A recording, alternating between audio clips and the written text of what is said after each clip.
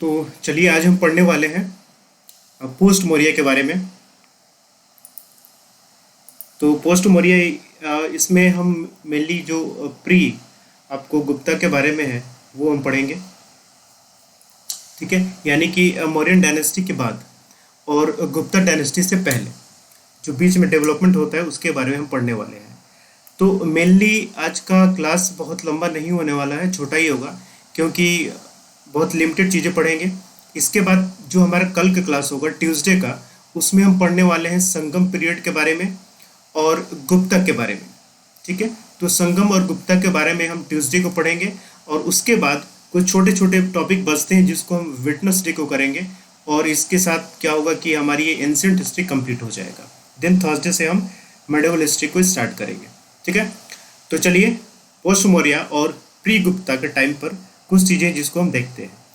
तो मेनली यहाँ पर हम रूलर्स के बारे में पढ़ने वाले हैं। कुछ नेटिव रूलर्स और कुछ फॉरेन रूलर्स हैं जो कि गुप्ता से पहले आते हैं। तो नेटिव रूलर्स हम पढ़ने वाले हैं सुंग डायनेस्टी, जिन्होंने मौर्यन डायनेस्टी को रिप्लेस किया, और सुंग डायनेस्टी को रिप्लेस करते हैं Kannauj dynasty. Then Kannauj dynasty को रिप्लेस करते हैं सातवाहन, और सातवाहन को रिप्लेस करते हैं इक्ष्वाकु। ठीक है, और ये पांचवा जो चेदी या चेडी डायनेस्टी ऑफ कलिंगा है, ये एक्चुअली किसी को रिप्लेस नहीं करते हैं, बस कलिंगा यानी कि उड़ीसा वाले एरिया में एक नई डायनेस्टी वहाँ पर होती है, क्योंकि अशोका के डेथ के बाद जो वो एरिया रहता है कलिंगा वाला, वहाँ पर बहुत ज़्यादा कोई बड़ी डायनेस्टी देखने को नहीं मिलती। लेकिन बाद में लेटर पीरियड में आपको चेदी या चेटी डायनेस्टी देखने को मिलेगी, जो एक इम्पोर्टेंट डायनेस्टी रहती है। इसके बाद फॉरेन रूलर्स में बात करेंगे हम इंडो ग्रीक रूलर्स के बारे में, और इनको रिप्लेस करते हैं शक, और पार्थियन रिप्लेस करते हैं शक को, और पार्थियन को रिप्लेस करते हैं कुषाण। ठीक है, इनका टाइम पीरियड यहाँ पर दिया हुआ है। तो टाइम पीरियड आप सेंचुरी और एडी और बीसी के टर्म में याद रखिएगा। एग्जैक्ट ऐसे याद नहीं है कि एक 185 से 73 बीसी तक रहते हैं, ऐसा नहीं। अप्रॉक्स याद रखने की कोशिश कीजिएगा, क्योंकि प्रीलिम्स में क्रोनोलॉजी के हिसाब से क्वेश्चंस आते हैं, कई बार आए हुए हैं। तो जब क्रोनोलॉजी पूछी जाए तो आप उसको बना पाए। ठीक है, अदरवाइज एग्जैक्ट डेट आप इंपॉर्टेंट नहीं, ये नहीं पूछा जाता है। चलिए, तो सबसे पहले हम स्टार्ट करने वाले हैं नेटिव रूलर में सुंग डायनेस्टी से रिलेटेड। चलिए, तो सुंग डायनेस्टी हमने जब मौर्यन डायनेस्टी के बारे में भी पढ़ा था, तो वहां पर पढ़ा था कि मौर्यन डायनेस्टी के जो लास्ट रूलर होते हैं जिनका नाम है बृहद्रथ, जिसका नाम था बृहद्रथ, और बृहद्रथ को डिफीट करके यहाँ पर पुष्यमित्र शुंग जो है ये शुंग डायनेस्टी को फाउंड करते हैं। और एक्चुअली पुष्यमित्र शुंग जो थे वो बृहद्रथ के कमांडर इन चीफ हुआ करते थे। ठीक, तो उस समय ऐसा ही होता था कोई अगर पावर कैप्चर करता था, खास करके इंडियन रूलर में, तो उनका कोई मिनिस्टर होता था या उनका कोई घर वाला ही हुआ करता था, कमांडर इन चीफ हुआ करता था। तो ऐसे ही लोग हुआ करते जो काफ़ी क्लोज हुआ करते थे, जो रूलर की डिफीट करके या फिर उसकी मर्डर करके ये एम्पर ये जो सत्ता होती थी उसको ये कैप्चर करते थे। ठीक है, तो उसी तरीके से पुष्यमित्र शुंग जो कि कमांडर इन चीफ हुआ करते थे बृहद्रथ को डिफीट करने के बाद इन्होंने मगध एम्पायर को कैप्चर कर लिया और शुंग डायनेस्टी को फाउंड किया। ये एक ऑर्थोडॉक्स हिंदुज्म में बिलीफ रखते थे, या कह सकते हैं कि ऑर्थोडॉक्स हिंदू थे। तो इसकी वजह से आप देखेंगे कि अभी तक आप देखते आ रहे थे कि लेटर वैदिक पीरियड के बाद जब हिंदुज्म डिक्लाइन करने लगा, और हिंदुज्म डिक्लाइन करने की वजह से ही बुद्धिज्म हो या फिर जैनिज्म हो, इनका डेवलपमेंट हुआ। क्योंकि हिंदुज्म जो था वो बहुत ही कॉम्प्लेक्स एक रिलीजन हो चुका था, रिचुअल्स काफ़ी कॉम्प्लेक्स थे, काफ़ी सेक्रीफाइसेस वहाँ पर हुआ करती थी कैटल्स वगैरह की। तो इनकी वजह से क्या था कि फार्मर्स का वेल्थ कम हो गया था, एग्रीकल्चर प्रोडक्शन कम हो गया था। वहीं जो वैश्य थे उनको भी अब अपना स्टेटस इम्प्रूव करना था, क्योंकि उनके पास भी पैसा हो गया था, वो ट्रेड वगैरह का काम करते थे। तो इसकी वजह से सब देखिए हिंदुज्म डिक्लाइन करने लगा और बुद्धिज्म जैनिज्म का डेवलपमेंट होने लगा। तो ये पूरा आप देखेंगे कि मौर्यन पीरियड, चाहे आप बात करें बिंदुसार की, चाहे आप बात करें अशोका की, ठीक है, तो बुद्धिज्म जैनिज्म यही चलता रहा। अशोका ने बुद्धिज्म को अपनाया, बिंदुसार जो थे उन्होंने आजीवक को अपनाया था। ठीक है, तो यही सारी चीज़ें चलती रही, यानी कि हिंदुज़म का बहुत बड़ा यहाँ पर डेवलपमेंट देखने को नहीं मिलता है। लेकिन जब सुंग डायनेस्टी पावर में आती है और पुष्यमित्र शुंग पावर में आते हैं, तो चूंकि ये एक ब्राह्मण थे, तो इन्होंने क्या किया कि ब्राह्मण इन्फ्लुएंस को बढ़ाना शुरू किया, यानी कि अब ब्राह्मणिकल इन्फ्लुएंस जो था यहाँ पर रिवाइवल आपको देखने को मिलेगी। ठीक है, लेकिन ऐसा नहीं था कि बुद्धिज्म जैनिज्म को पेट्रोनाइज नहीं किया गया, इनको भी पेट्रोनाइज किया गया। आप देखेंगे कि शुंग आर्ट के एस्पेक्ट में विहाराज, चैत्याज, स्तूपाज भी बनाए गए। भाजा स्तूपा ऑफ भाजा जो कि पूना में है, नासिक चैत्य बनाया गया, अमरावती का स्तूप बनाया गया। तो बाकी रिलीजन में भी डेवलपमेंट होते हैं। तो ऑर्थोडॉक्स का मतलब ये नहीं था कि एक्सक्लूसिव इसी को पेट्रोनाइज करेंगे और बाकी को ये नहीं करेंगे। ठीक है, आप देखेंगे कि सुंग डायनेस्टी के समय में ही भरूच जो कि एमपी में है, वहाँ पर बुद्धिस्ट स्तूपास बनाए जाते हैं। अमरावती का स्तूप जो काफ़ी फेमस है और अमरावती की स्कूल नाम से भी जाना जाता है बुद्धिज़्म में, तो उसका भी डेवलपमेंट या बिल्ड इस समय आप देखेंगे कि सुंग डायनेस्टी के समय में किया जाता है।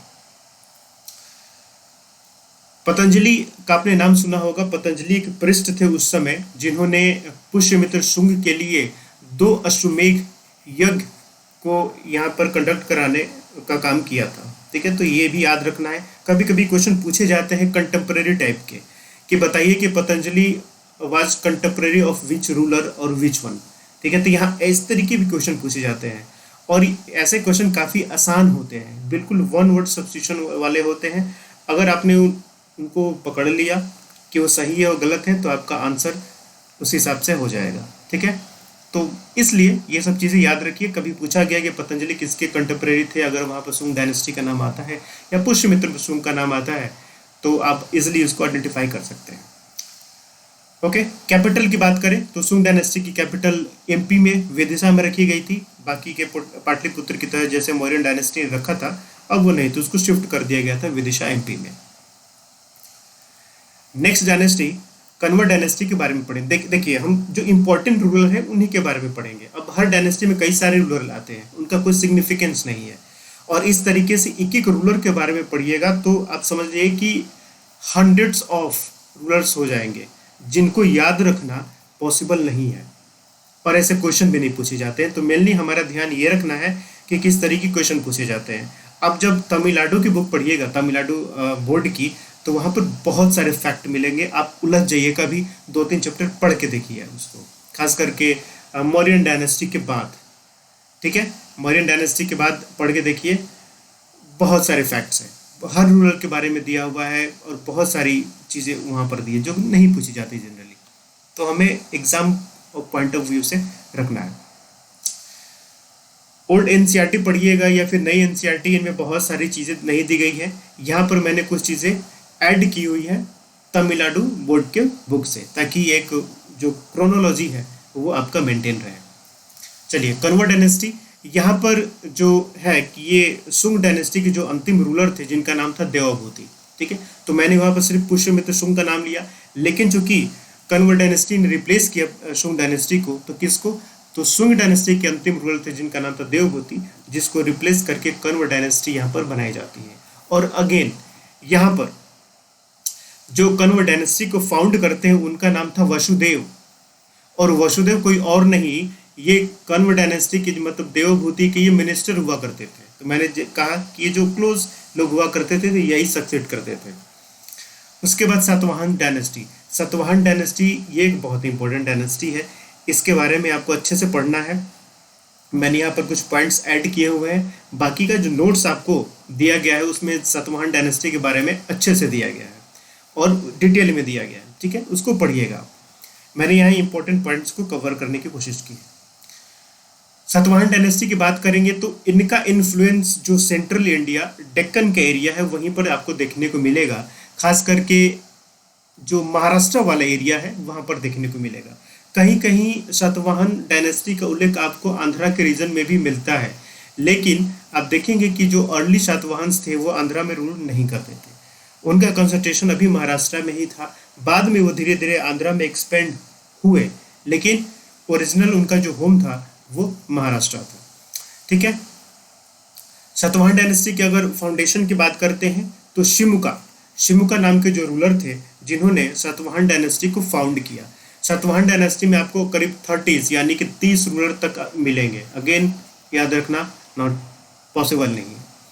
तो शामुका जो इंपॉर्टेंट रूलर से मैंने ऐड किया है, जो इसके फाउंडर हैं हाला जो कि सातवाहन डायनेस्टी के 17th रूलर है, और ये ऑथर भी है किसके, गाथा सप्तशती के, और जो कि शतशाही प्रकृत लैंग्वेज में लिखी गई है, यानी कि गाथा सप्तशती और शतशाही प्रकृत लैंग्वेज में लिखी गई, इसके ऑथर है।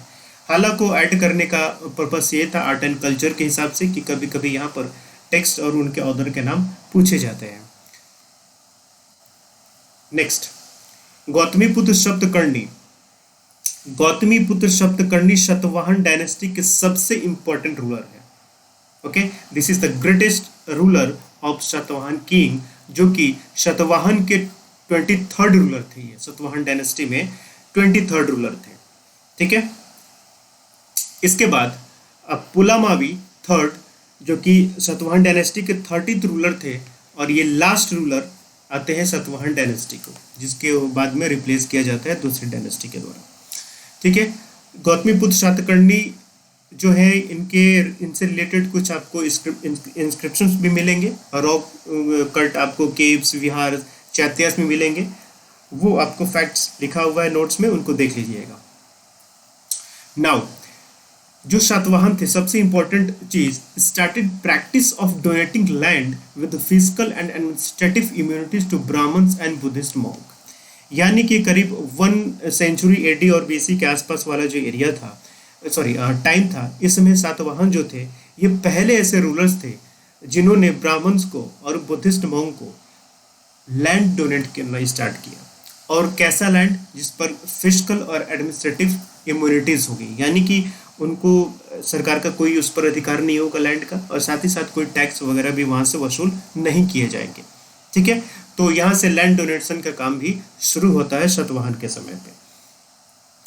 इसके अलावा आप देखेंगे कि नॉर्थ वेस्ट डेक्कन या महाराष्ट्र में कुछ रॉकट, चैत्यास, विहारास भी बनाए जाते हैं, जैसे कि नासिक, कान्हेरी और कारले। ये इंपॉर्टेंट नाम है जहाँ पर आपको चैत्यास और विहारास मिलेंगे।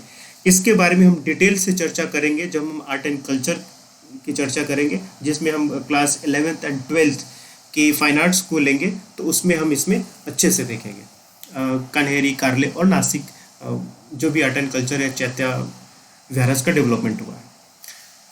स्तूपास की बात करें तो अमरावती पर स्तूपास एंड नागार्जुन कोंडा में भी स्तूपास को इन्होंने बनवाया।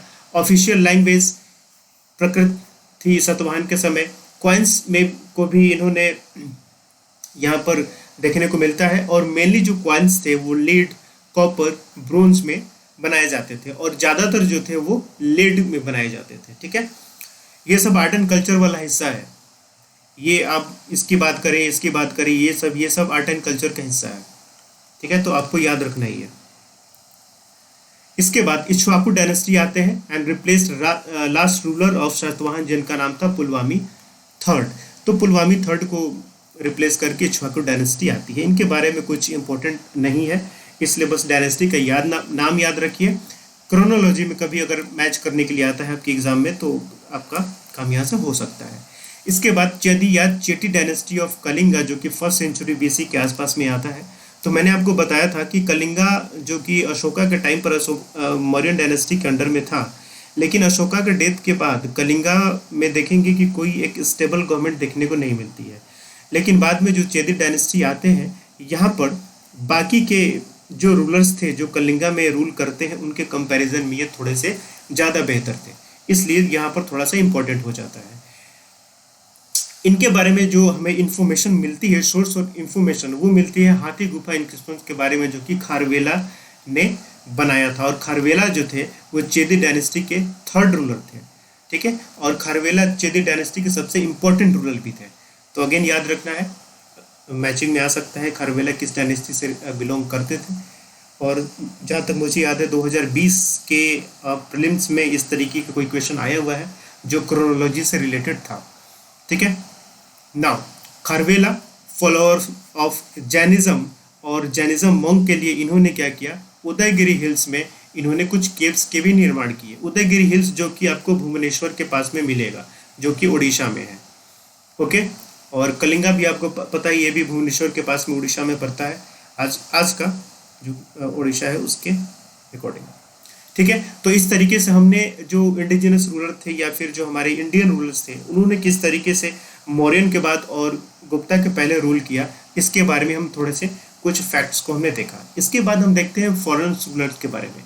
फॉरेन रूलर्स में सबसे पहले आते हैं इंडो ग्रीक्स, और आप देखिएगा कि फॉरेन रूलर्स में मेनली जो कंसंट्रेशन इनका होता है वो नॉर्थ वेस्ट इंडिया में होता है। नॉर्थ वेस्ट इंडिया यानी कि पाकिस्तान, अफगानिस्तान, पंजाब और इंडस और उसकी ट्रिब्यूटरीज वाली एरियाज, ये जो आती हैं आपको नॉर्थ वेस्ट फ्रंटियर में आती हैं।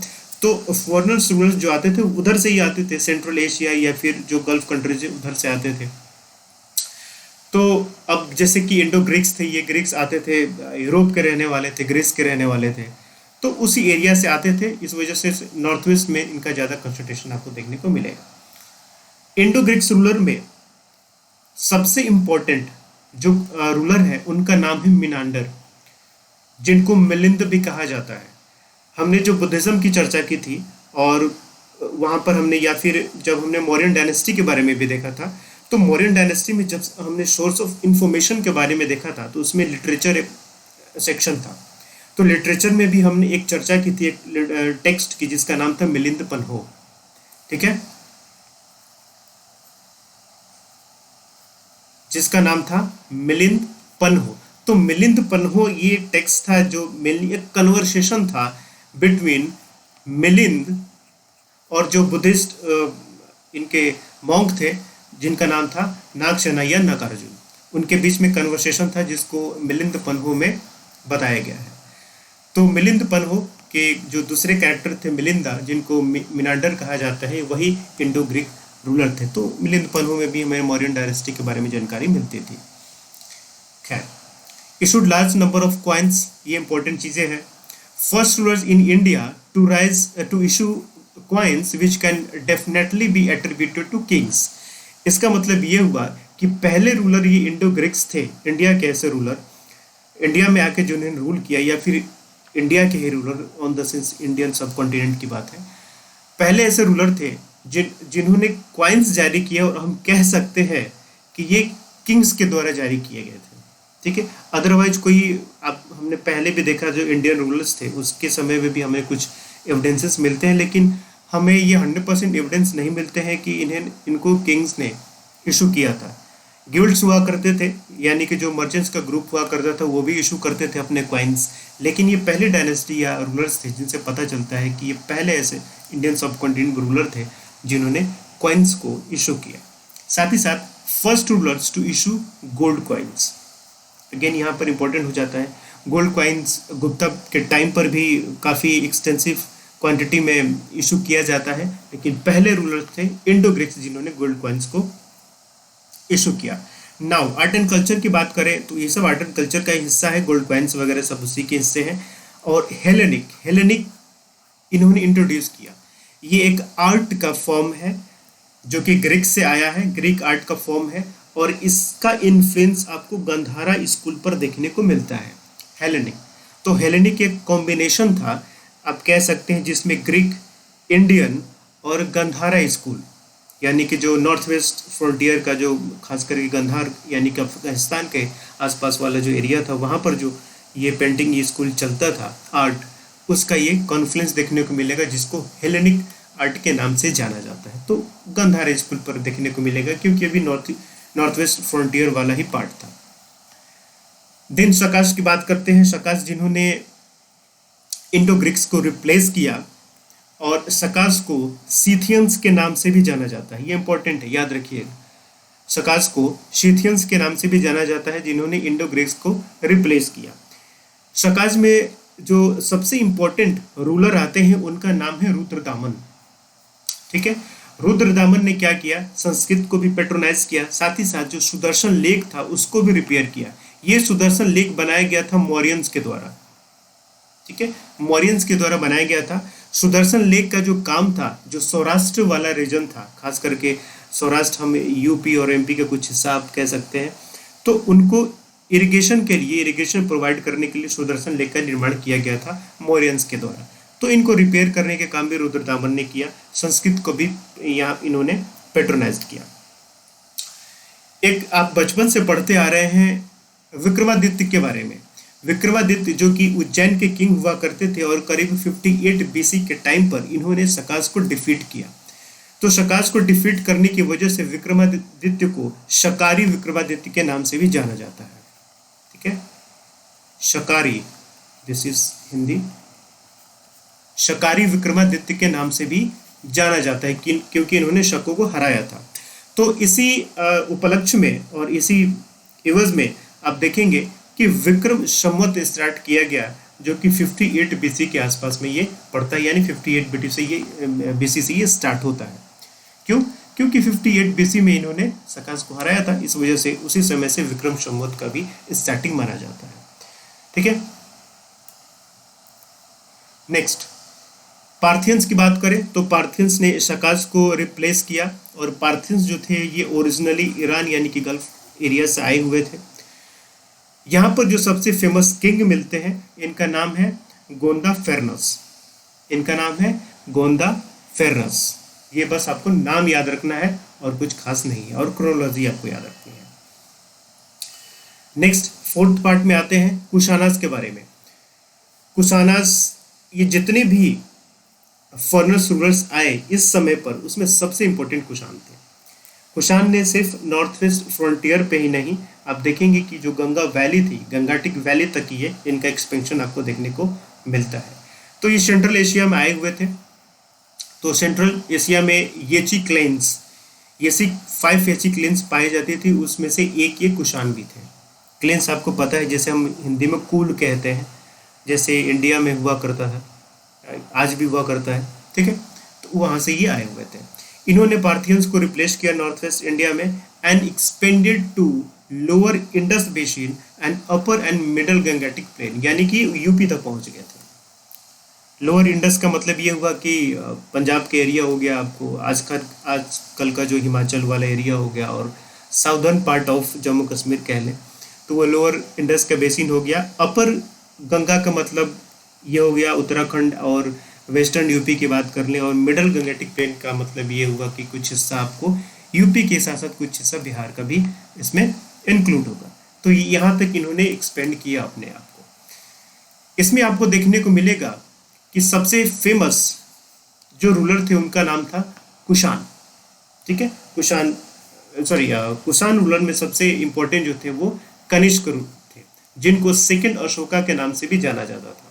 ये याद रखें, this is the most important thing, कि कनिष्क जो थे कुशान रूलर, जिनको सेकंड अशोका के नाम से भी जानते थे। कनिष्का के बारे में कुछ बातें करें तो इन्होंने क्या किया, अपने पावर को और एक्सटेंड किया, और लेटर आप देखेंगे कि गंगेटिक वैली में और आगे तक ये बढ़े। अपर गंगेटिक वैली को भी इन्होंने कैप्चर किया। कैपिटल की बात करें तो पेशावर और मथुरा, ये 2 जगह इनके कैपिटल हुआ करते थे। मथुरा जो था वो नॉर्थ इंडिया के लिए था, और पेशावर इन्होंने नॉर्थ वेस्ट इंडिया के लिए रखा हुआ था। स्टार्टेड, अब यहाँ पर कनिष्का के समय में भी एक शक एरा यहाँ पर स्टार्ट होती है। ठीक है, जो कि 78 एडी के आसपास से यहाँ पर शक एरा स्टार्ट किया जाता है कनिष्का के द्वारा। ही पेट्रोनाइज्ड महायान बुद्धिज्म। अब महायान बुद्धिज्म क्या है, ये हमने बुद्धिज्म में पढ़ा हुआ है। तो बुद्धिज्म 2 पार्ट में डिवाइड होता है, एक था महायान और एक था हीनयान। तो महायान जो था, इसको हम कहते थे ब्रॉड व्हीकल। ब्रॉड व्हीकल का मतलब ये हुआ, एकदम आसान भाषा में ये समझिए कि महायान बुद्धिज्म जो था ये ऐसा था जिसमें बुद्धिज्म के जो रूल हुआ करते थे, जो बुद्धा के टाइम पर थे, उनमें रिफॉर्म किया गया, उनमें नई नई चीज़ों को ऐड किया गया। वहीं इसके कॉन्ट्रास्ट में हुआ करता था हीनयान। तो हीनयान जो था ये क्या था, ये ओरिजिनल बुद्धा के टीचिंग को फॉलो करते थे, और हीनयान जो था ये मेनली साउथ इंडिया या फिर जो श्रीलंका हुआ, साउथ ईस्ट एशिया हुआ, वहाँ पर इसका डेवलपमेंट था। वहीं महायान जो था ये north India, China, Tibet, Japan और कोरियन कंट्रीज में ये ज़्यादा फेमस हुआ। ठीक है, तो इन्होंने महायान बुद्धिज़्म को पेट्रोनाइज किया। साथ ही साथ बुद्धिज़्म की जो फोर्थ बुद्धिस्ट काउंसिल आपको देखने को मिलती है, जो कश्मीर में कुंडल वन में की जाती है, ये भी कनिष्का के समय में की जाती है। तो बुद्धिस्ट काउंसिल के रिलेटेड चारों बुद्धिस्ट काउंसिल के बारे में आपको नोट्स में लिखा हुआ है, बुद्धिज्म में आपने पढ़ा होगा। बुद्धिज्म हम कंप्लीट कर चुके हैं। Controlled silk route, silk route जो कि चाइना, सेंट्रल एशिया से होते हुए ईरान और गल्फ कंट्रीज तक जाता था, इसको भी ये कंट्रोल करते थे और इसकी वजह से इनको इनकम बहुत होती थी, ग्रेट इनकम का सोर्स था ये सिल्क रूट, जहाँ पर ये टैक्सेस वगैरह या टोल्स वगैरह ये लगाते थे। Next, Kushana, he was a first ruler in India to issue gold coins on wide scale. इससे पहले भी जो इंडो ग्रीक्स थे उन्होंने इशू किया था गोल्ड कॉइन्स को, लेकिन सबसे वृहद पैमाने पर, वाइड स्केल पर गोल्ड कॉइन को यहाँ पर इशू किया गया कुशाना के द्वारा। ठीक है, गुप्ता ने भी गोल्ड कॉइन्स को इशू किया था, मैंने पहले बताया, लेकिन धीरे धीरे गुप्ता के टाइम पर यह डिक्लाइन होने लगा था, क्योंकि जो रॉ मटेरियल्स थी वो मिलना मुश्किल हो गया था। अब गोल्ड जो है उसके रॉ मटेरियल काफ़ी सीमित मात्रा में है, और आज में भी आप देखेंगे, अभी इंडिया में आप सब कॉन्टिनेंट में देखेंगे कि बहुत कम ही जगह पे निकाला जाता है। तो उस समय जब इतनी डेवलपमेंट नहीं थी तो इतनी जानकारी भी इनको माइंस के बारे में नहीं थी। तो गोल्ड कॉइन्स वैसे गुप्ता के टाइम पर भी किए जाते हैं, लेकिन वो डिक्लाइन हो चुके थे, या फिर आप कहें कि थोड़े इन्फीरियर भी हो गए थे, उनमें मिक्सिंग भी की जाती थी। खैर, वो तो गुप्ता में हम देखेंगे। स्कॉलर्स की बात करें, कुशाना के टाइम पर जो इनके कोर्ट में स्कॉलर्स रहते थे उनका नाम परशवा, वासुमित्र, अश्वघोषा, नागार्जुना, चरक एंड मथुरा। ये बहुत इंपॉर्टेंट है। यहाँ से अगेन एक क्वेश्चन आया हुआ है प्रीलिम्स में, उसमें पूछा गया था कि बताइए, एक नाम दिया गया कि ये बताइए कि इनमें से किस रूलर के कोर्ट में ये थे। ठीक है, तो इस चीज़ को ध्यान में रखते हुए आपको इन सब का नाम याद रखना जरूरी है। Next, school of sculpture, last point है आज, जिसमें Amravati school, Gandhari school and Mathura school, इसका एक कंपैरिजन आपको नोट्स में मिलेगा। पूरा एक फुल पेज में ये पूरा कंपैरिजन दिया हुआ है, वो मिलेगा। टाइम स्केल, अगेन क्रोनोलॉजी बहुत इंपॉर्टेंट है कि अमरावती सबसे पहले स्कूल का सबसे पहले डेवलपमेंट देखने को मिलेगा, उसके बाद गंधारा स्कूल का, और उसके बाद आपको मथुरा स्कूल का डेवलपमेंट देखने को मिलेगा। तो जैसे हमने चर्चा भी की थी सतवाहन के टाइम पर कि जो अमरावती स्कूल था वो सतवाहन के टाइम पर आया हुआ था। सतवाहन ने वहाँ पर अमरावती स्कूल और अमरावती में एक स्तूपा का भी निर्माण कराया था। गंधार देखेंगे तो नॉर्थ वेस्ट वाला एरिया जहाँ पर शक और कुषाण इनका इन्फ्लुएंस था। अगेन मथुरा में भी शक और कुषाण का इन्फ्लुएंस मिलता है। और इसमें अगर हम फॉरेन इन्फ्लुएंस की बात करें इन स्कूल में, तो गंधार स्कूल चूंकि ये तो पूरा का पूरा यहाँ पर फॉरेन इन्फ्लुएंस देखने को मिलता है, इंडो ग्रीक्स का भी मिलता है और बाकी शक कुषाण का भी मिलता है। यहाँ पर मथुरा स्कूल एक ऐसा स्कूल था जो कि पूरी तरीके से ऐसा लगता है कि ये इंडिजिनस स्कूल था। यहाँ पर आपको फॉरेन इन्फ्लुएंस ज़्यादा देखने को नहीं मिलता है। तो मथुरा से ही कनिष्का की एक ऑर्डल मूर्ति भी निकाली गई है। बहुत सारी आपको बुद्धिस्ट की भी मूर्तियाँ मिली हुई हैं, यक्ष और यक्षिणी की मूर्तियाँ मिली हुई हैं। ठीक है, खैर ये सब डिस्कस करेंगे आर्ट एंड कल्चर में। तो आप पढ़िएगा इसको, थोड़ा छोटा सा टॉपिक था मैंने आज कवर किया, और फिर मैंने आपको बताया कि जो कल का क्लास होगा उसमें हम बड़ा टॉपिक होगा संगम पीरियड और गुप्ता के बारे में डिस्कस करने वाले हैं, और वेडनेसडे को हमारा एंशिएंट हिस्ट्री कंप्लीट हो जाएगा। उसके बाद जो क्वेश्चन है हम उसको इंक्लूड करेंगे, उसके बारे में देखेंगे। ठीक है, चलिए, तो thank you and good night.